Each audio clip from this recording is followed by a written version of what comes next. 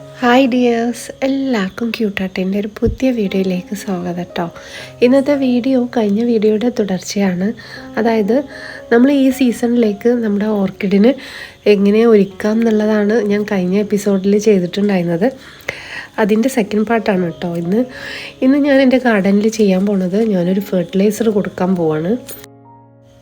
അപ്പോൾ വീഡിയോയിലോട്ട് പോകുന്നതിന് മുന്നേ നമ്മുടെ ചാനലിൽ പുതുതായിട്ട് വന്നിട്ടുള്ള കൂട്ടുകാർ സബ്സ്ക്രൈബ് ചെയ്യാൻ മറന്നു അല്ലേ കേട്ടോ. കൂടാതെ വീഡിയോക്ക് ഒരു ലൈക്കും കൂടെ തരണേ. കഴിഞ്ഞ 20-ാം തീയതിയാണ് കേട്ടോ നമ്മൾ സ്പൈക്ക് കട്ട് ചെയ്തത്. ഇത് 28-ാം തീയതിയാണ്. ഇന്ന് നമ്മൾ മൈക്രോ ന്യൂട്രിയൻസ് ആണ് കൊടുക്കുന്നത് കേട്ടോ. അതിൻ്റെ ഇടയിൽ 20-ാം തീയതി 28-ാം തീയതിയും ഇടയിൽ ഭയങ്കരമായ കാരണം നമുക്ക് വേറെ ഒരു ഫെർട്ടിലൈസറും കൊടുക്കാൻ പറ്റിയിട്ടുണ്ടായിരുന്നില്ല. പോരാത്തതിന് എൻ്റെ ഷീറ്റെല്ലാം പൊട്ടിയിട്ട് പ്ലാന്റിന് അത്യാവശ്യം വെള്ളമൊക്കെ കിട്ടുന്നുണ്ടായിരുന്നു. അതുകൊണ്ട് തന്നെ നനച്ചിട്ടുമില്ല കേട്ടോ. അപ്പോൾ ഇന്നാണ് നമുക്കതിനൊരു ടൈം കിട്ടിയത്. കുറച്ച് മഴ ഒന്ന് മാറി നിന്നിട്ടുണ്ട്. അപ്പോൾ ഇന്ന് മുതലാണ് നമ്മൾ ഫെർട്ടിലൈസിങ് സ്റ്റാർട്ട് ചെയ്യുന്നത്. ഞാനിന്ന് കൊടുക്കാൻ പോണത് ന്യൂട്രിനൈൻ എന്ന് പറയുന്ന മൈക്രോ ന്യൂട്രിയൻസ് അടങ്ങിയിട്ടുള്ള ഒരു ഫെർട്ടിലൈസറാണ്. പ്ലാന്റുകൾക്ക് ആവശ്യമായിട്ടുള്ള ന്യൂട്രിയൻസ് ബാലൻസ് ചെയ്ത് പോയാൽ മാത്രമേ പ്ലാന്റുകൾക്ക് നല്ല ഗ്രോത്തും ഫ്ലവേഴ്സ് വരാനുള്ള ടെൻഡൻസിയൊക്കെ കിട്ടുള്ളൂ.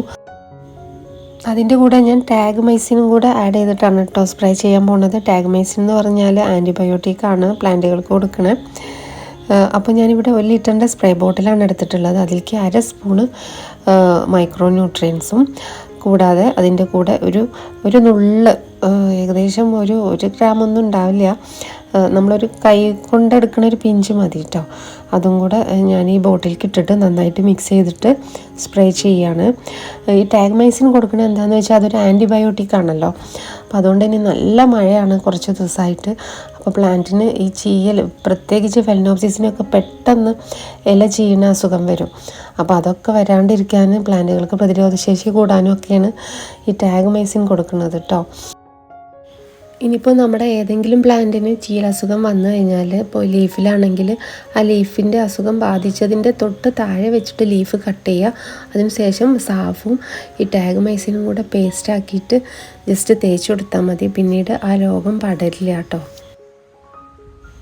15 ദിവസത്തിലൊരിക്കൽ നമ്മൾ എന്തായാലും ടാഗ്മൈസിന് എല്ലാ പ്ലാന്റിനും കൊടുക്കണം കേട്ടോ, പ്രത്യേകിച്ച് ഈ മഴക്കാലത്ത്. പിന്നെ ഈ ന്യൂട്രിനൈൻ എന്ന പേരിലുള്ള ഫെർട്ടിലൈസർ മാത്രം തിരഞ്ഞു പിടിക്കുകയൊന്നും വേണ്ട കേട്ടോ. മൈക്രോ ന്യൂട്രിയൻസ് അടങ്ങിയിട്ടുള്ള ഏത് ഫെർട്ടിലൈസറും നിങ്ങൾക്ക് യൂസ് ചെയ്യാം. അഗ്രോ ഷോപ്പിൽ ചോദിച്ചാൽ അവർ പറഞ്ഞു തരും കേട്ടോ. അപ്പോൾ ഇന്നത്തെ വീഡിയോ ഇത്രയേ ഉള്ളൂ. വീഡിയോ എല്ലാവർക്കും ഇഷ്ടമായിട്ടുണ്ടാവും എന്ന് വിചാരിക്കുന്നു. പിന്നെ കമൻറ്റ് ചെയ്യാൻ ആരും മറന്നു പോകരുത് കേട്ടോ. കാരണം നിങ്ങളെ വിലയേറിയ അഭിപ്രായങ്ങളാണ് എനിക്ക് മുന്നോട്ട് പോകാനുള്ള ഒരു പ്രചോദനം. അപ്പോൾ അതുകൊണ്ട് എല്ലാവരും കമൻറ്റ് ചെയ്യണം. കൂടാതെ ലൈക്ക് ചെയ്യാനും മറക്കല്ലേ. അപ്പോൾ പുതിയൊരു വീഡിയോ ആയിട്ട് വീണ്ടും വരാം. അതുവരേക്കും ഗുഡ് ബൈ. Thank you.